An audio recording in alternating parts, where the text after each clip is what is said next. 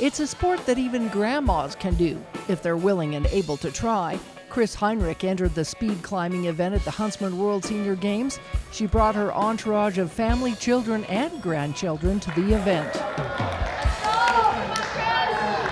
So I'm 54.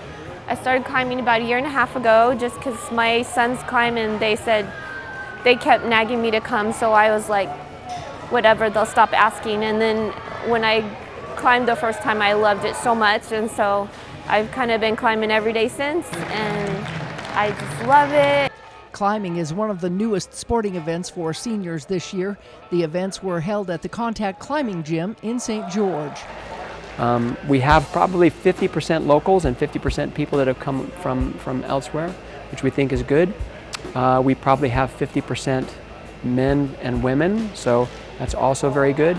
At age 74, Robert Pringle loves putting on his climbing belt and climbing shoes and heading to the walls. He entered the speed climbing contest. Well, the speed climbing is it's a relatively new sport.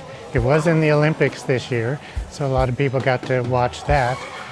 It's incredible how quickly the men and women do go up the wall. I think the men's speed record is 4.74 seconds. You have to know where you want to go with both your hands and feet. And it seems like it should all be hands, but it's just like climbing in general. The most important thing is footwork. It's the same line every single time.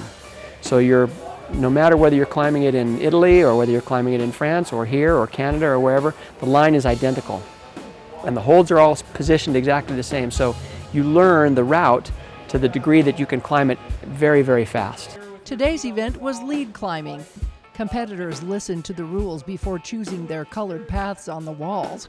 There are several different routes that people can climb. Lead climbing is when you rely on yourself to rope in while climbing and clipping in. I felt very high. They're much higher than our gyms at home. We only go up to about 35, 45 feet, so it's a little different. I just had to get my willies out and get on the wall. Then I gave it a shot to run up it and get it done.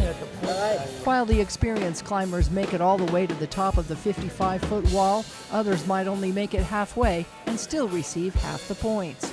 The spotters and those keeping score use special glasses to be able to see the climbers without having to strain their necks. My head is right here, but my eyes are... Bob also took on the lead climbing, where he made it all the way to the top and back down. Most people who have never climbed don't realize that modern climbing with modern ropes and techniques is extremely safe, and especially gym climbing where there's no danger of rock fall and things of that nature.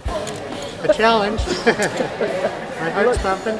We run the gamut. We have a 52-year-old and then we have an 86-year-old.